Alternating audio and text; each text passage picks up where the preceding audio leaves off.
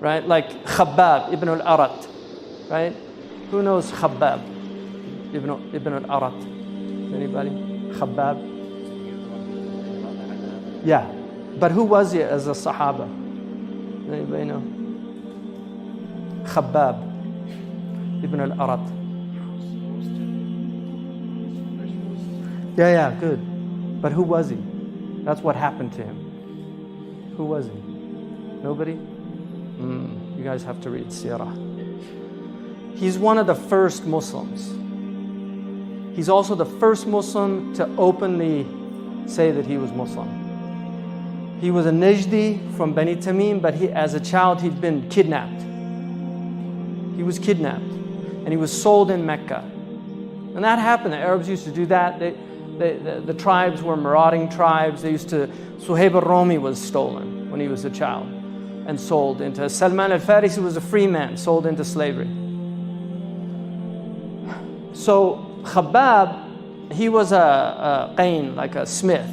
He used to make swords for the people of Mecca.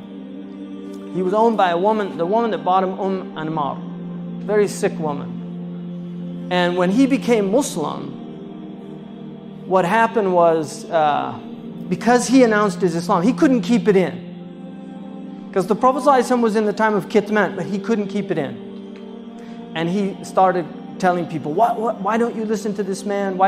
He was mustad'af in Mecca, right? He didn't have any power. The people that had power, and this is important to note because a lot of Muslims don't appreciate this fact.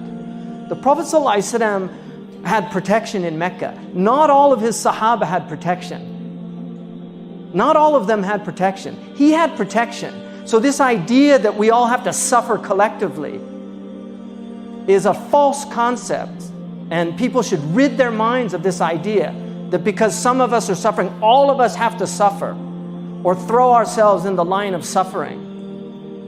We should have and be concerned about those people like the Prophet ﷺ was, but we also have to have wisdom, hikmah. So Khabab, what Anmar did, she got some of her ruffians amongst the Quraysh. They went, held him down. She took his tools and she literally branded him because he was a smith. She branded him with hot iron, tortured him. He actually suffered from it later on. He became very wealthy. He lived in Kufa, but he suffered. So, Bilal ibn Rabah and Ammar ibn Yasir and Khabab, they suffered more than anybody else in terms of just ta'deeb. Sumayya also, she was killed, we know that. But Khabab goes to the Prophet, and it's a very interesting hadith. It's in Sahih Bukhari. It's a very interesting hadith to me because it says, Khabab says, I found him mutawassidun burdatan fi dhill al-Ka'bah. He was reclining. He had his burda like a pillow, and he was reclining in the shade of the Kaaba. In other words, what it appears in the hadith is that he was in a very comfortable position. He's lying down. He's in the shade of the Kaaba, not in the heat. And what does Khabab say? أَلَا تَسْتَنْصِرُوا لَنَا يَا رَسُولَ اللَّهِ أَلَا تَدْعُوا لَنَا يَا رَسُولَ اللَّهِ. Won't you give us victory, O Messenger of God? Won't you call on God to punish these people? In the hadith that's in Tirmidhi, he gets up and it says, مُحْمَرْ وَجْهُهُ. His face was red. The ulama differ. Some say it was from the wisada, and others say it's because he was upset at what Khabab said. Now you have to realize Khabab is really suffering. So what does he say? Sallallahu Alaihi Wasallam. He says to Khabab, the people before you, كان الرجل من قبلكم, the people before you, right? يجاء به فيجعل يحفر له حفرة فيجعل فيها. They used to dig a pit, put him in the pit, and then they would come with a minshar and they would literally cut him in half. And he said that wouldn't لا يصده عن دينه لا يصد ذلك وذلك لا يصد عن دينه. That wouldn't prevent him from his religion.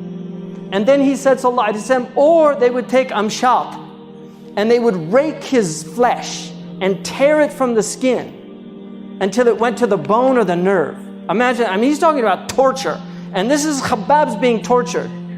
but not as bad as that. So and this is an important qa'idah, because one of the things Ibn Abbas said, in any tribulation, in any musibah, there's 3 ni'am. The first one, it could be worse. And that's what the Prophet's letting him know. I know that you're suffering, but it could be worse. And that's a ni'mah. So he tells them, this is what happened. They rake the flesh over. And he said, Wallahi, by Allah, Allah is going to complete this affair. لَيُتِمِنَّ هَذَا الْأَمْرِ. Allah is going to, حَتَّى يَسِيرَ الرَّاكِبُ مِنْ صَنْعَاء إِلَى حَضَرَمَوْتِ. A traveler will go, and he chose a place that was known for قُطَعْ الطُّرُقِ, a bad area. A traveler will go from Sana'a to Hadramaut, لَا يَخَافُ إِلَّا اللَّهِ وَذِئْبَ عَلَى غَنَمِهِ. He won't fear anything except Allah and the sheep, the wolves from devouring sheep. And then what did he say? وَلَكِنَّكُمْ تَسْتَعْجِلُونَ. But you are trying to hasten something that's not coming yet. In other words, be patient. Be patient. If you're not ready for victory, if you don't have the tazkiyah, it's a blessing that Allah won't give you victory, because it's better to be an oppressed than an oppressor.